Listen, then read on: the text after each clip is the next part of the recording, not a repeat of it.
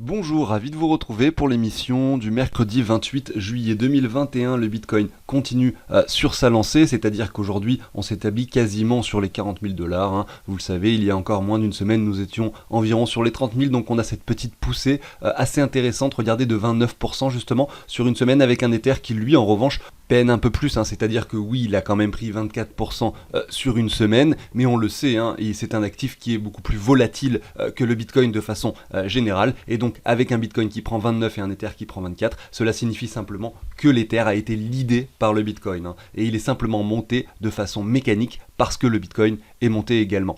Malgré tout, on peut voir que la plupart des altcoins perdent de la valeur par rapport au Bitcoin pendant cette période, ce qui signifie que l'intérêt des investisseurs se concentre désormais sur le Bitcoin.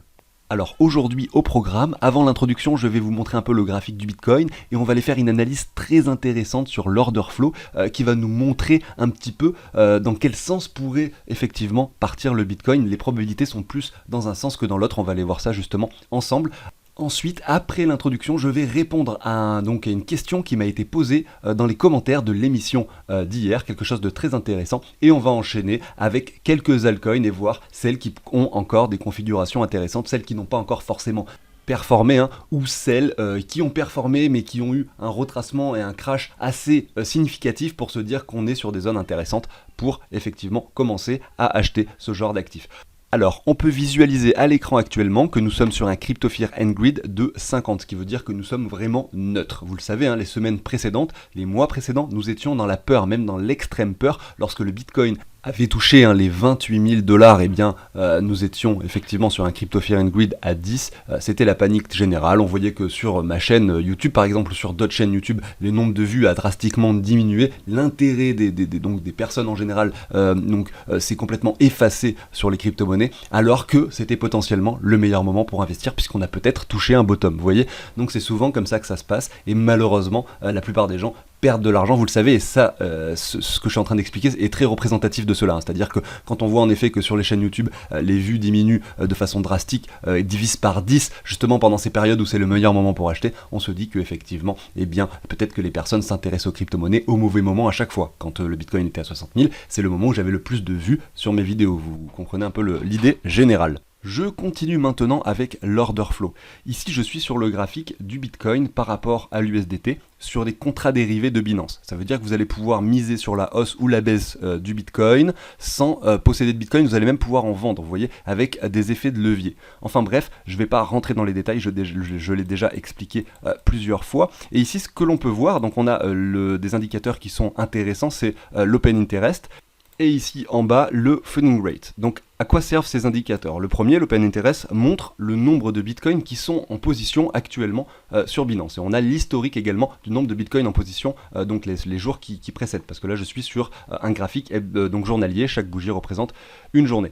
On a constaté que depuis ce crash qui s'est trouvé ici avec le bitcoin qui avait touché ici les 28 100 dollars, on avait un marché, donc regardez, qui était plutôt baissier sur des bougies daily. Donc c'est-à-dire qu'entre le 20 mai et ici le 20 juillet, on a eu un marché qui était baissier, pour enfin retrouver des bougies vertes par la suite.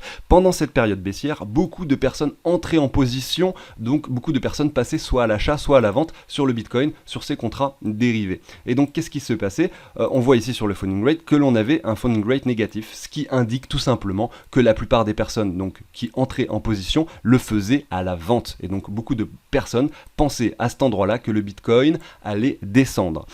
Et donc qu'est-ce qui s'est passé par la suite? On a eu cette bougie, regardez cette bougie qui n'apparaît pas sur le graphique spot. Le graphique spot, c'est simplement le graphique normal du Bitcoin, sur Binance normal ou sur n'importe quelle plateforme, mais sans contrat dérivé. Et bien regardez, on a sur cette bougie, donc là je suis en hebdomadaire, je peux passer en daily, nous n'avons pas dépassé les 40 500 dollars. Alors que sur le graphique des contrats dérivés, il y a eu une mèche d'excès qui a permis en fait de liquider tout le monde. Et ça, c'est quelque chose qu'on peut constater de façon assez récurrente. sur les contrats dérivés. C'est-à-dire que toutes ces personnes dont je parlais tout à l'heure, qui sont passées à la vente pendant cette période, eh bien, avaient mis probablement des stop-loss, c'est-à-dire des sorties de position, c'est-à-dire qu'on met des ordres automatiques qui font que, voilà, on parie par exemple à la baisse du Bitcoin, mais si jamais on monte trop, eh ben, on sort de position, on dit tant pis, c'est pas grave, j'ai perdu mon argent, et puis je ferai d'autres trades après, tant pis. Eh bien, toutes les personnes qui sont passées à la vente ici ont probablement mis leur stop-loss sur cette ligne jaune que je viens de représenter, qui est donc cette ligne de résistance. Cette mèche d'excès est donc montée jusqu'au 48 300 $ sur les contrats dérivés sur Binance. Donc on peut observer clairement ici que on a liquidé beaucoup de personnes. Et cette liquidation, elle est matérialisée à cet endroit-là. Parce que beaucoup de Bitcoin qui étaient en position sont sortis de position automatiquement, puisque énormément de stop-loss ont été touchés. Il y avait des personnes qui avaient un stop-loss ici juste au-dessus. Peut-être qu'il y en avait qui s'étaient pris un petit peu plus de sécurité en mettant un petit peu plus haut. Ici, encore un peu plus de sécurité en se mettant encore un peu plus haut. Et peut-être qu'il y a des personnes même qui ont voulu aller au-dessus de ces bougies-là précédentes, et regardez, cette mèche est venue vraiment pile poil chercher des niveaux de prix qui a permis de liquider le plus de personnes possible. Et ce qui reste très intéressant ici, c'est que malgré tout ça, on a toujours un funding rate négatif. On va voir un petit peu ce qui va se passer dans les jours qui viennent. Mais si effectivement on continue à avoir un funding rate négatif avec un Bitcoin qui lui continue à grimper comme ceci, eh bien peut-être tout simplement que le marché sera prêt à continuer sur sa lancée. Donc ça sera très intéressant d'observer ce qu'il se passera si le Bitcoin arrive sur ces niveaux de prix entre les 40 et les 50 000. Et ce sera très intéressant de voir ce qui va se passer sur ces indicateurs. Si jamais finalement on a un funding rate positif avec beaucoup de Bitcoin qui entrent en position, on pourra se dire qu'à cet endroit-là, beaucoup de personnes pensent que le Bitcoin finalement est reparti pour des nouveaux sommets. Et dans ce cas-là, il y a de fortes chances qu'on vienne retester des zones un petit peu plus basses. Si à l'inverse on voit un funding rate négatif avec un open interest qui monte également, donc c'est-à-dire que beaucoup de personnes entrent à la vente sur le Bitcoin, et bien peut-être qu'on sera prêt à aller liquider à nouveau ces personnes pour aller chercher les niveaux de prix précédents aux alentours des 60 000 $. Voilà, donc on suivra ça sur la chaîne, bien sûr, au quotidien, ensemble. Je retourne ici sur le Bitcoin par rapport au dollar, cette fois-ci sur le prix spot, c'est-à-dire que là, qu'est-ce qu'on peut observer? On peut voir qu'on est directement sur ce range qui est situé entre ces deux lignes jaunes qui avaient touché le prix donc à cet endroit-là aux alentours du mois de janvier 2021. Là, on vient à nouveau intégrer ce range. On est encore dedans, il faudrait voir si justement on serait pas prêt à le casser par le haut, et si c'est le cas, et bien là on aura peut-être un signal encore plus bullish pour ce dernier. En attendant, on reste dans ce range, on s'est certes extrait finalement de ce canal baissier que j'ai représenté ici en blanc, et regardez, ce qui est intéressant aussi, ce que j'ai vu tout à l'heure, c'est que, donc attendez, je vais essayer de positionner ça comme ceci, regardez ici le RSI, donc je vais me mettre comme ceci, je vais mettre ça en blanc, et je vais positionner une seconde ligne comme ceci. Regardez, on avait un RSI qui était baissier, regardez ici, depuis le 5 janvier 2021, vous voyez, et on vient de sortir de ce canal, donc les jours qui précèdent, il n'y a pas très longtemps, par le haut, on l'a vraiment cassé de façon assez importante, et on est revenu tester ici, on est pile poil sur le niveau des 70 sur le RSI, donc quasiment en surachat. Donc si on vient réintégrer cette zone de surachat, eh bien ça sera effectivement bon signe pour le Bitcoin, même si vous le savez, généralement les zones de surachat, comme son nom l'indique, sont des zones de potentielle résistance, donc il faudra faire très attention à l'approche de cette zone ici en daily. Mais malgré tout, on peut le voir qu'en weekly, on a encore de la marge sur le RSI, on est encore que sur les 50, donc même si le Bitcoin, même si en daily on voit un RSI qui vient chercher les 70 ou les 80, eh ben on pourrait tout simplement estimer qu'il y a un retracement léger sur le Bitcoin avec un RSI en daily qui redescend un petit peu, et on a encore de la marge ici sur le weekly avant d'arriver sur les 70, vous voyez. Donc ce qui pourrait être intéressant de voir en weekly, excusez-moi, je me mélange un petit peu les pinceaux, mais c'est pas grave. Ce qui serait intéressant de voir, c'est que l'on vienne chercher un nouveau sommet, donc regardez un Bitcoin qui vienne aller effectuer un nouveau sommet aux alentours des 70-80 000 $, par exemple 90 000, notre target, vous la connaissez ici sur la chaîne, des 86 à 90 000 $, admettez que l'on vienne par ici, et qu'on ait un RSI en weekly qui ne fasse pas de nouveau sommet. Vous voyez ici, si on ne fait pas de nouveau sommet,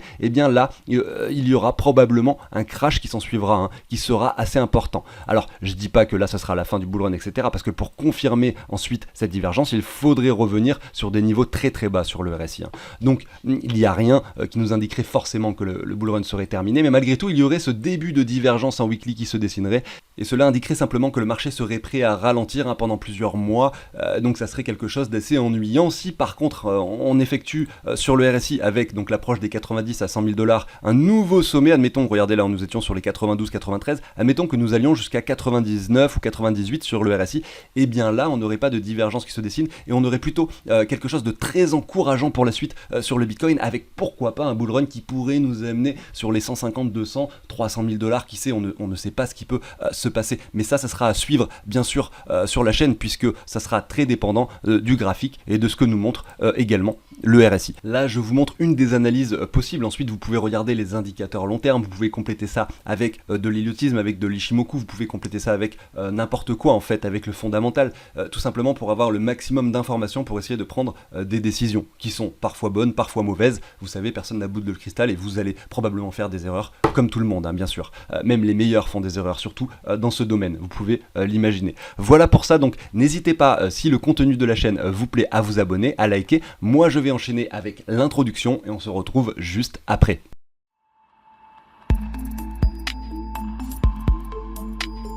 Alors avant de débuter, je vais parler rapidement d'un tableau que je vous partage, donc qui permet tout simplement de récapituler tous ces investissements et également tout simplement de calculer ses plus et ses moins-values. Vous allez avoir un détail global de votre portefeuille sur un seul et même document. Et ça va récupérer le prix des crypto-monnaies en temps réel.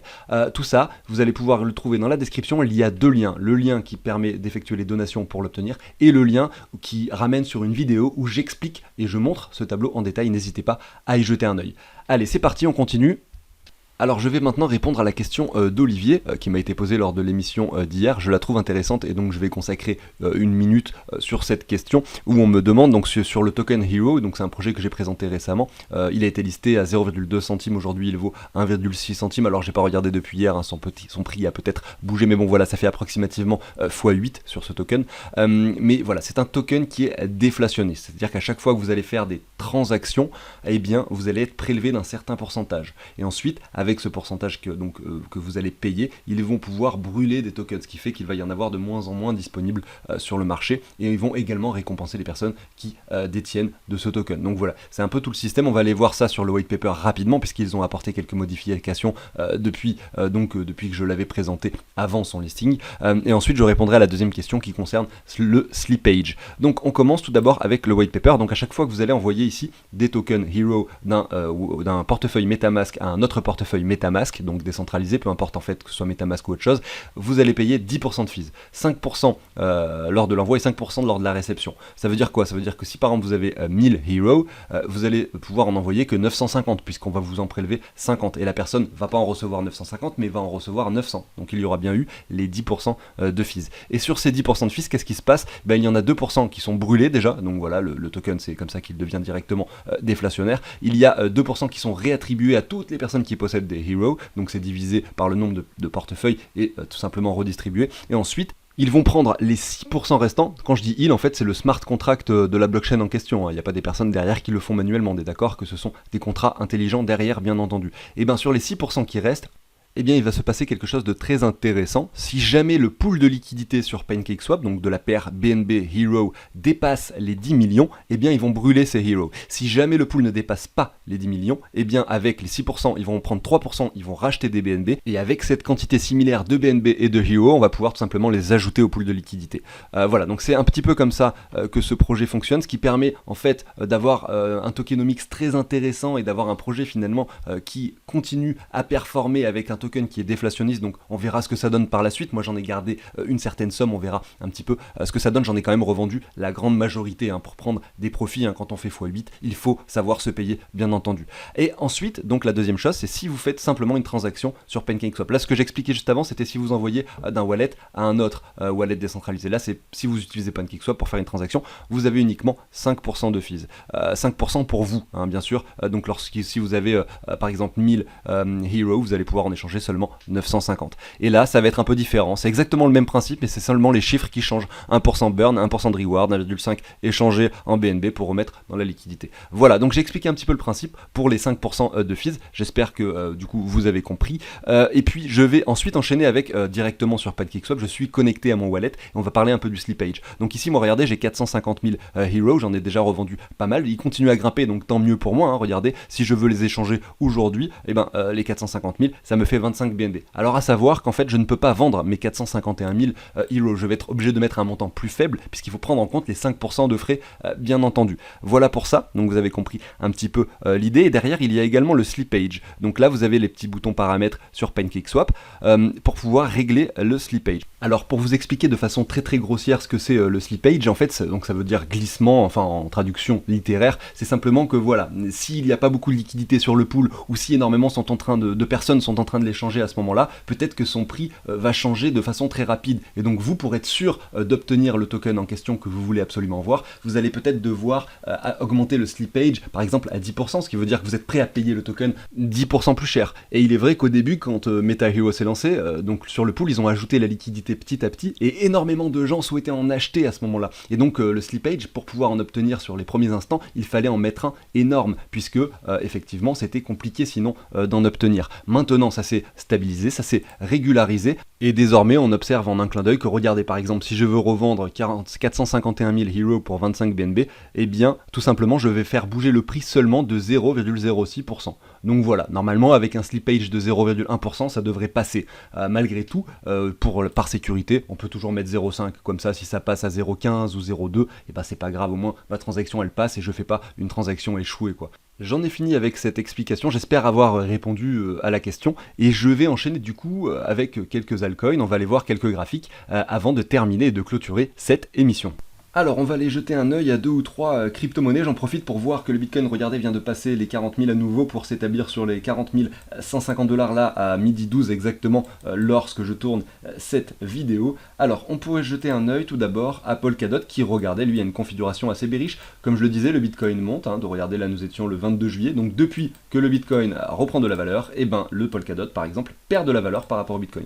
C'est souvent comme ça que ça se passe, c'est assez logique. On pourra aller voir tout de même son graphique par rapport du coup au dollar juste après. Alors qu'est-ce qu'on peut constater sur ce graphique tout d'abord du Polkadot, c'est que nous avons eu cette jolie poussée ici aux alentours du mois de mai, comme sur la plupart des altcoins, avec un cours qui avait atteint des niveaux très intéressants par rapport au Bitcoin, effectivement. On pouvait même, regarder lors de cette petite phase de bull run, se mettre un petit fibo de prolongation pour essayer d'identifier des zones de revente. Alors je sais pas si vous avez suivi la chaîne à ce moment-là, mais je l'avais probablement fait sur les graphiques, et regardez, nous avions touché, là je viens de le faire, j'avais même pas vérifié avant, mais nous avions touché les 168 de Fibo, sur ces deux mèches d'excès, vous voyez. Donc là, c'était des niveaux qui semblaient pertinents pour se dire que cette crypto pouvait retracer. C'est ce qui s'est passé avec cette grosse bougie rouge, sur une bougie hebdomadaire, donc une semaine après, le cours était déjà sur du moins 50% par rapport au Bitcoin, en tout cas sur le DOT de Polkadot, pour ensuite continuer sur cette lancée et donc retracer à nouveau sur des points beaucoup plus bas. Alors si on se met le Fibo du coup de retracement